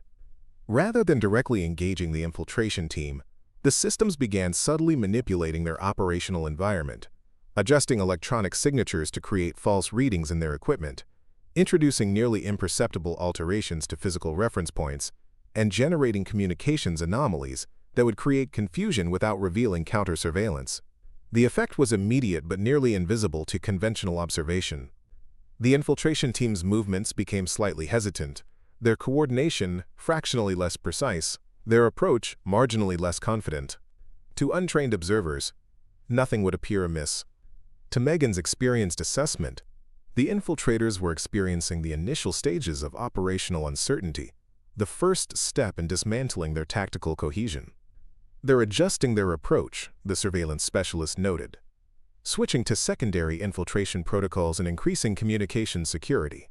They sense something's wrong but can't identify what. Implement Phase 2B, Megan instructed. Selective exposure of counter-surveillance capabilities. Make them think they've discovered our actual security measures rather than our decoys. The tactical chess match continued through the night, with Reed's team adjusting to each apparent discovery while actually being manipulated deeper into Megan's elaborate counter-strategy. By dawn, they had established what they believed was comprehensive surveillance of her position, unaware that every observation platform they deployed was itself being monitored and analyzed. Primary team fully deployed. The signals specialist confirmed as morning light illuminated the urban landscape. 12 operators in total, including Reed himself. They've established what they believe is complete coverage of your location and movement patterns. Reed's personal involvement confirms we've been correctly assessed as their highest priority target, Megan noted. He wouldn't deploy personally unless this operation carried exceptional importance to their overall mission. The next 36 hours unfolded as a masterclass in counter-hunter operations, with Megan's team systematically manipulating Reed's operational awareness while gathering comprehensive intelligence on his capabilities and methodologies. Each apparent vulnerability they exploited was actually a carefully engineered data collection opportunity, providing Megan with increasingly detailed insight into their tactical approaches. By the third day, Megan had compiled sufficient intelligence to implement the operation's decisive phase, transitioning from passive counter-surveillance to active disruption of Reed's operational structure. They've established their pattern, she informed the team during a secure briefing. Reed is coordinating from a mobile command position approximately 2 kilometers from our location. His team rotates through 3-person tactical elements maintaining continuous surveillance. Their communication security is exceptional, but their movement patterns have become predictable due to their confidence in their surveillance dominance. The marksmanship specialist studied the pattern analysis with professional appreciation. They're maintaining disciplined operational security, but they've committed to specific approach vectors and observation points. Classic hunter overconfidence. Once they believe they've established dominant position, they optimize for efficiency rather than continuous adaptation. Exactly, Megan confirmed. And that creates our opportunity. We'll implement Sidewinder Phase 3 tonight, the vulnerability window that will trigger their direct action attempt.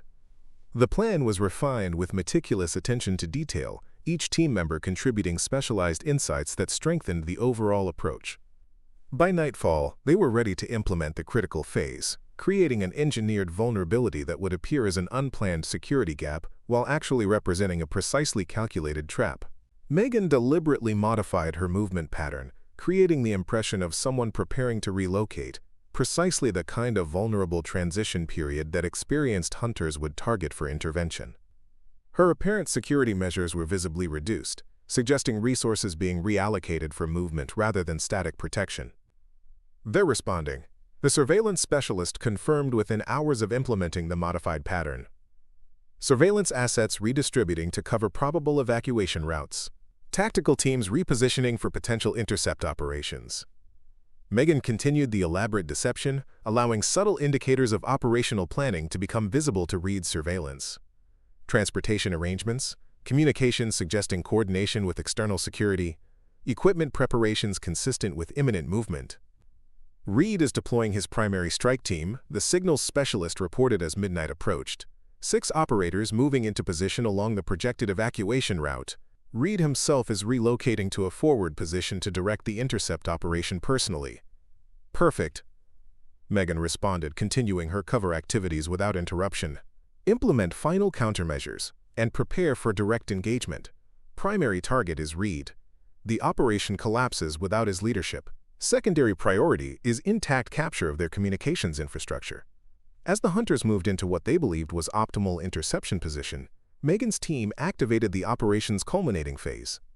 A comprehensive counter-hunter maneuver designed not merely to protect her, but to systematically dismantle Reed's entire operational structure.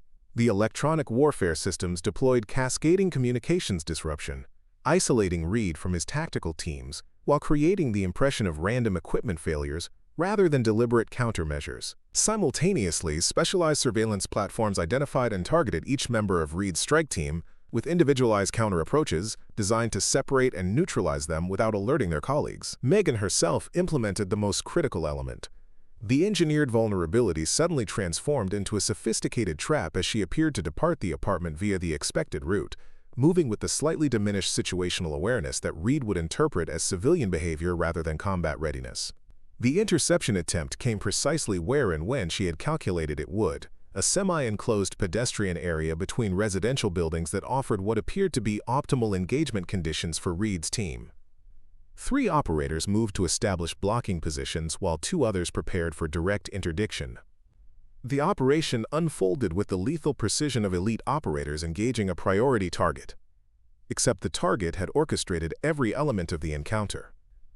As Reed's team moved to execute their carefully planned interception, they discovered too late that their target had anticipated not just their approach, but their exact tactical methodology. Each countermeasure they encountered seemed coincidental until the pattern became unmistakable. They weren't hunting, they were being hunted by someone who knew their playbook intimately. The electronic warfare specialist remotely triggered specialized disruptors that compromised their communications equipment without obvious signatures of interference. The marksmanship expert had established coverage that neutralized their carefully selected firing positions. The close-quarters combat specialist had pre-positioned assets that transformed their planned interception route into a channelized approach vulnerable to precisely targeted countermeasures.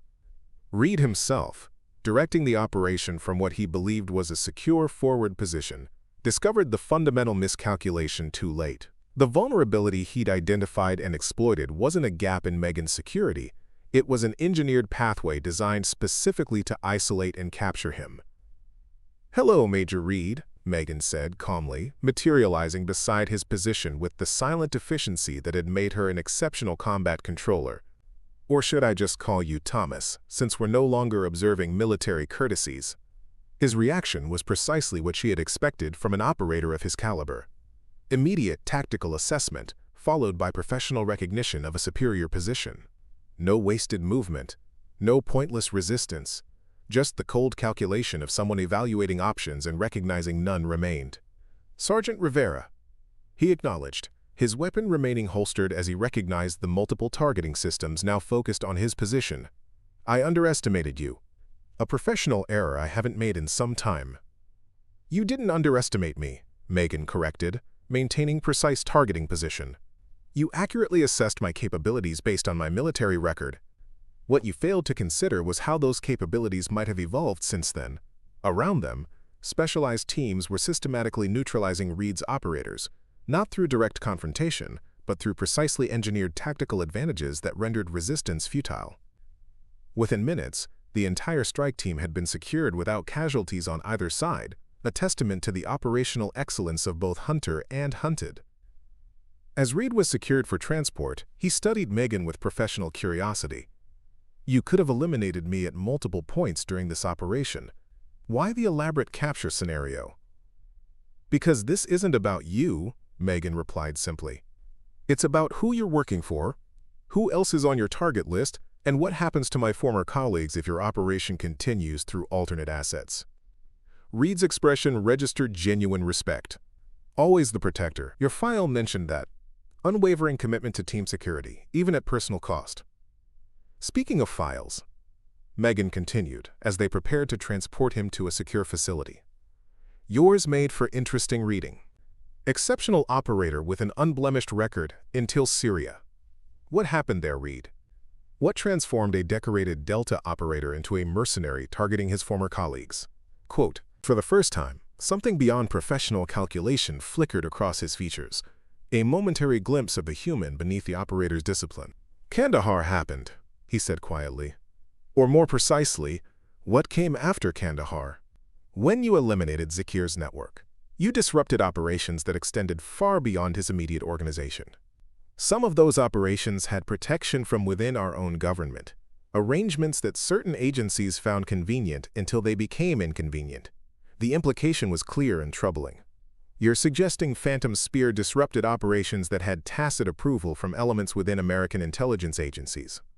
I'm suggesting, Reed replied carefully, that the line between allies and adversaries becomes exceptionally blurred at certain operational levels.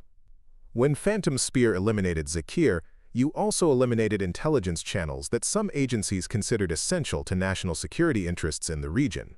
Channels they had cultivated for years through arrangements that would never survive public scrutiny. The debriefing continued for days, revealing a complex web of compromised intelligence operations, unofficial agreements between ostensibly opposed entities, and a shadow conflict that extended far beyond the original parameters of Operation Phantom Spear. Reed's testimony, combined with intelligence recovered from his operational infrastructure, exposed vulnerabilities within the very agencies tasked with national security. Director Collins personally supervised the investigation, implementing protective measures for all identified targets, while systematically dismantling the operational networks Reed had established. The foreign financing sources were identified and neutralized through diplomatic and financial interventions. The compromised intelligence channels were restructured with enhanced oversight protocols. 1 month after the successful counter-hunter operation, Megan found herself once again meeting with Director Collins, this time in a secure conference room at intelligence headquarters rather than via remote link. The operational urgency had subsided, replaced by the more measured pace of systemic reform and long-term security implementation. The last of Reed's operational assets has been neutralized, Director Collins informed her. All Phantom Spear personnel have been secured, including the 3 we initially couldn't locate. The threat has been contained. Megan nodded acknowledgement, but her expression suggested continued concerns. The threat from Reed's specific operation has been contained, but the underlying vulnerabilities remain. If elements within our own intelligence community were willing to compromise operational security once, they could do so again. Which is precisely why I've asked you here today, Director Collins replied. Your counter-hunter operation demonstrated exceptional capabilities beyond standard protective protocols. Capabilities that would be valuable in addressing these systemic vulnerabilities on a more permanent basis. He slid a folder across the conference table, an operational proposal rather than a personnel file. We're establishing a specialized unit tasked with identifying and neutralizing threats to operational personnel, particularly those emerging from compromised intelligence channels or unofficial arrangements between official entities and non-state actors. Megan reviewed the proposal with professional interest. The operational parameters aligned with her specialized capabilities while addressing the vulnerabilities exposed through Reed's testimony. It represented a new approach to personnel security, proactive rather than reactive, focused on systemic threats rather than individual protection details. "You want me to lead this unit," she observed, recognizing the implicit offer in the operational structure. "You've demonstrated the exact combination of tactical expertise, strategic thinking, and operational adaptability the position requires," Director Collins confirmed. "More importantly, you've proven capable of identifying and countering threats that emerge from within our own systems, threats that standard security protocols are designed to overlook rather than address." Megan considered the proposal carefully. The bank teller identity she had constructed had been irretrievably compromised. Her former colleagues remained vulnerable to similar operations if the underlying systemic issues weren't addressed. The skills that had once made her an exceptional combat controller had evolved into capabilities uniquely suited to this new operational domain. The specialized unit was activated without fanfare or public acknowledgement, its existence known only to those with specific operational need to know. Its mission parameters extended beyond conventional counterterrorism to address the shadow domains where official policy and unofficial operations created vulnerabilities for those who served in the most sensitive capacities. Under Megan's leadership, the unit developed methodologies specifically designed to identify and neutralize threats emerging from compromised intelligence channels, protecting operators who might otherwise be sacrificed to institutional expediency or policy convenience. They operated in the spaces between official acknowledgement and operational necessity, providing security where traditional protective measures proved insufficient. 6 months after the unit's activation, Megan stood in a secure observation room, watching as a former colleague, a Phantom Spear operator who had been targeted by Reed's organization, prepared to transition to a new identity with enhanced security protocols designed specifically to counter insider threats. "Will this actually work?" he asked, the skepticism in his voice reflecting years of operational experience in environments where promises of security rarely survived contact with political reality. "Or am I just exchanging one vulnerable identity for another?" Megan understood his concern. It mirrored her own initial skepticism when establishing her bank teller identity after leaving military service. "The difference is in the underlying protective methodology," she explained. "Previous approaches assumed threats would come from outside official channels. Our protocols are specifically designed to counter threats that emerge from within those channels." He studied her with the assessing gaze of someone whose survival had long depended on accurately judging others' capabilities and commitment. "And you're personally overseeing this program?" "I am," Megan confirmed simply. His expression shifted subtly, tension visibly diminishing. "Then I'm in. Your call sign was legendary even before Kandahar. If you're running this operation, it has a fighting chance." As the implementation proceeded, Megan reflected on the transformation of her own professional identity. She had never stopped being a protector, whether as a combat controller calling in airstrikes to defend ground forces, or as a specialized unit commander developing systems to shield vulnerable operators from institutional compromise. The specific methodologies had evolved, but the core mission remained unchanged. The bank robbery that had disrupted her carefully constructed civilian life had ultimately revealed something essential about her character. Her capacity for protection wasn't merely a trained skill set, but a fundamental aspect of her identity that transcended specific operational contexts. What Reed had misinterpreted as vulnerability had actually been adaptability, the ability to translate combat capabilities into civilian contexts without losing their essential protective function. As her new unit expanded its operational capabilities, systematically addressing the vulnerabilities Reed's testimony had exposed, Megan recognized that her journey from combat controller to bank teller to specialized unit commander represented not separate careers but a continuous evolution of the same core mission. She had never stopped being who she fundamentally was. She had simply found new contexts in which to express that identity. The terrorists who had entered her bank expecting to find a vulnerable civilian target had instead encountered something far more formidable, a protector whose combat training hadn't been abandoned but transformed, adapted to new environments without losing its essential purpose. They had targeted a bank teller but found a warrior whose capacity for protection transcended the battlefield, manifesting with equal effectiveness in civilian contexts and specialized operations. In that recognition lay the operation's most valuable lesson. True capability wasn't defined by context or title, but by the fundamental character that expressed itself consistently across diverse environments. Megan Rivera hadn't become something different when transitioning from military service to civilian life. She had simply found new ways to be who she had always been. Up next, you've got 2 more standout stories right on your screen. If this one hit the mark, you won't want to pass these up. Just click and check them out. And don't forget to subscribe and turn on the notification bell so you don't miss any upload from us.